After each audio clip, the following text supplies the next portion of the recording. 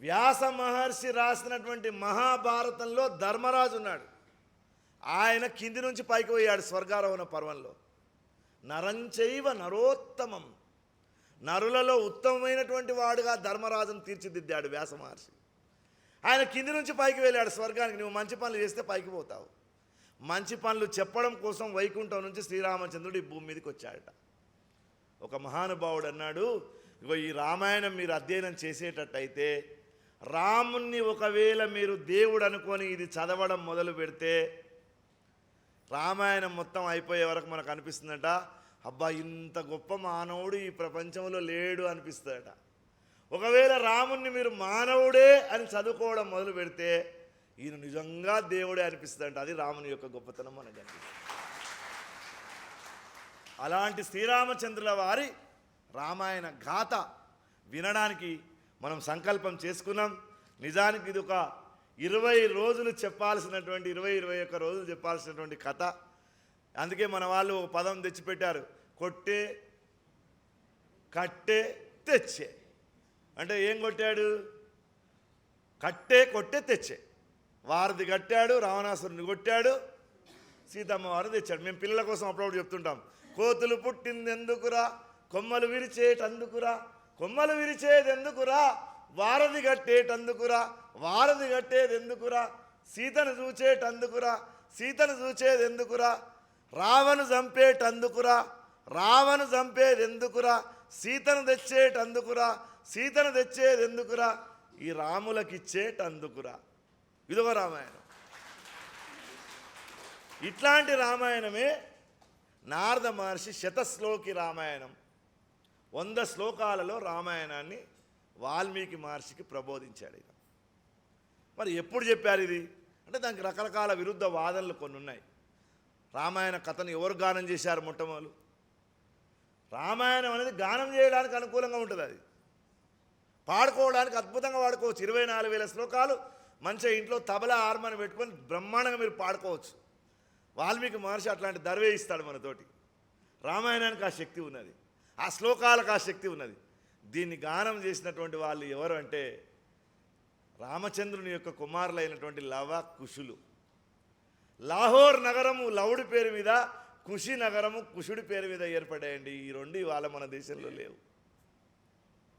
అట్లాంటి లవకుశులు ఈ రామకథ గానం చేశారట. ఎట్లా చేశారట అంటే దానికి ముందు కొంచెం అంత స్టోరీ జరిగింది కదా. ఈ నారదుడు నారదుడు అని అందరూ అంటుంటారు. మనకు సినిమాల్లో చూపించేటటువంటి ఆత్మ, సినిమాల్లో చూపించేటటువంటి నారదుడు, సినిమాల్లో చూపించేటటువంటి కర్ణుడు మీరు పొరపాటున కూడా నమ్మొద్దు. తెలుగు సినిమాలో అసలు నమ్మొద్దు. నారదుడు అంటే ఈయన తాకట్లు పెట్టేటటువంటి దేవుడు. నారం దదాతి ఇతి నారదః, ఎవడు నీ అజ్ఞానాన్ని తొలగించి నీకు జ్ఞానాన్ని ప్రసాదిస్తాడో అలాంటి వాడు నారదుడు. మహర్షి ఆయన. మహర్షుల్లో కొన్ని కేటగిరీస్ ఉన్నాయి. కొంతమంది బ్రహ్మర్షులు ఉన్నారు, కొంతమంది రాజర్షులు ఉన్నారు, కొంతమంది దేవర్షులు ఉన్నారు, కొంతమంది మహర్షులు ఉన్నారు. మొత్తం దేవతల్లో దేవర్షి ఒకడే ఒకడు, ఆయన నారద మహర్షి. ఆయన తప్ప ఎవడు దేవర్షి లేడు.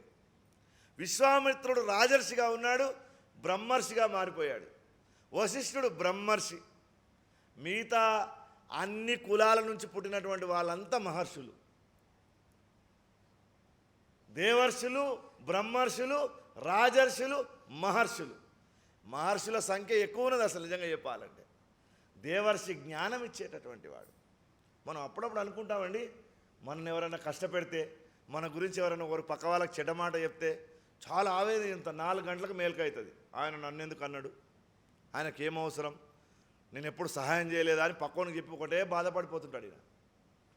నిజానికి అలా చెప్పడం వల్ల వాడి యొక్క స్వభావం ఏందో నీకు తెలుస్తుంది, వీడి యొక్క స్వభావం ఏందో నీకు తెలుస్తుంది. నారద మహర్షి అనేటటువంటి మహనీయుడు ఇగో ఈ కథనంతా నడపడానికి ముల్లోక సంచారి అయి అన్ని చోట్లకు తిరుగుతూ అందరికీ జ్ఞానోపదేశం చేసేటటువంటి, ఇందాక నేను మొదట చెప్పానా, లైవ్ అండ్ కాంపిటెంట్ గురువు ఆయన. భక్తి సూత్రాలను ఇచ్చినటువంటి మహనీయుడు. స్వాతస్మిన్ పరమ ప్రేమ రూప అని చెప్పినటువంటి వాడు. పరమ ప్రేమ రూపమైనటువంటిది ఎవరైతే పరమాత్మ పట్ల ప్రదర్శిస్తారో అది భక్తి అని చెప్పినటువంటి నారద భక్తి సూత్రాలు ఇచ్చినటువంటి మహనీయుడు. ఒకనాడు ఆయన వాల్మీకి మహర్షి దగ్గరికి వచ్చాడు. సరే, ఈ వాల్మీకి గురించి రకరకాల కథలు ఉన్నాయి. ఆయన పేరు ప్రాచేతసుడని, రుక్షుడని, ఇంకేదో శర్మ అని, ఇట్లాంటి పేర్లు చాలా ఉన్నాయి ఆయన. స్థూలంగా మనందరికీ చాలామందికి తెలిసిన కథనే. ఆయన మొదట దొంగతనాలు చేసేవాడని, అంటే అజ్ఞానంలో ఉన్నాడని. ఒకరోజు ఆయన దొంగతనం చేస్తూ ఉంటే సప్త ఋషులు నడుచుకుంటూ వస్తున్నారు అటు నుంచి.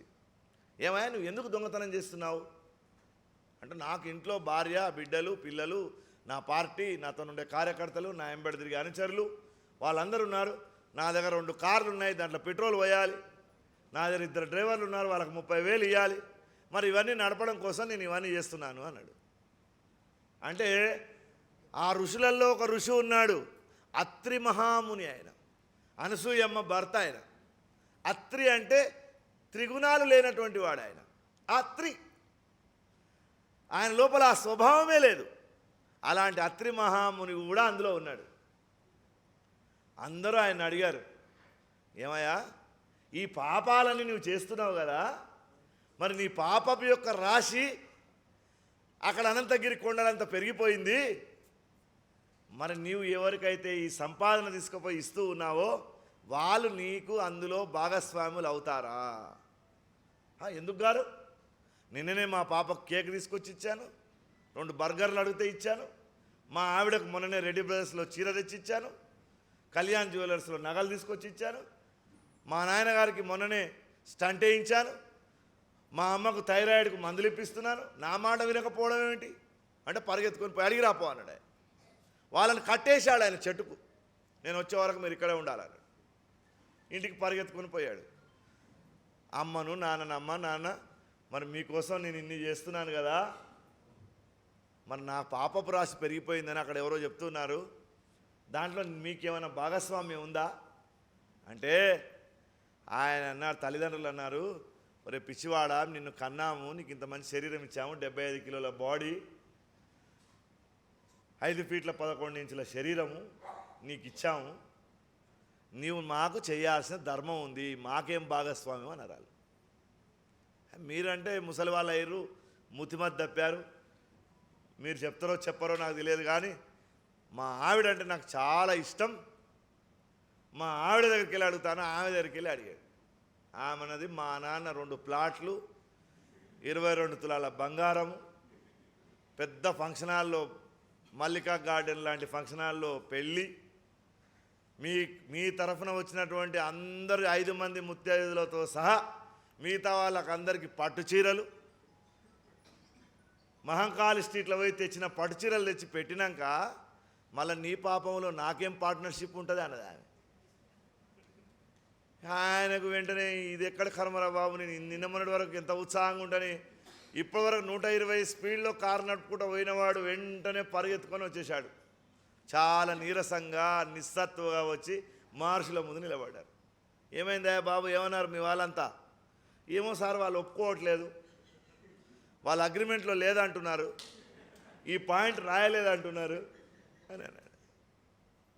అంటే అప్పుడు ఆయన జ్ఞానోదయం కలిగించడానికి నీకు మంత్రోపదేశం చేస్తామని రామ మంత్రోపదేశమే చేసిరట.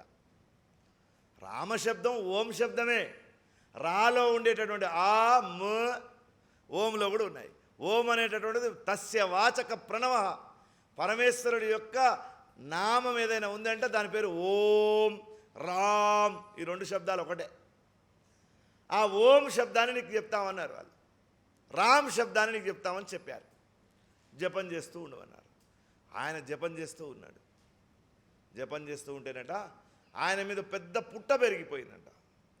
అంటే మనం ఏదైనా ఒక వస్తువు పడేస్తే మనం దాన్ని పట్టించుకోకపోతే చెదలు పడుతుంది అంటాం కదా, అట్లాంటి పుట్ట పెరిగిపోయింది. పుట్ట పెరగడం అంటే మనం ఆ పుట్ట పెరిగితే మనుషులు ఎట్లుంటారని మనకి ఇదో ప్రశ్న మళ్ళా. ఎందుకంటే మనకు అసలైనటువంటి ప్రశ్నలు ఏం కానీ ఉపనిషత్తు ఋషుల్లాగా మాట్లాడతాం మనం. ఒక ఆమె నాకు ఫోన్ చేసింది, మా ఇంట్లో సత్యనారాయణ స్వామి వ్రతం చేసినాం, దేవుణ్ణి ఇయ్యాల కదిలియాలన్నా రేపు కదిలియాలని అన్నది.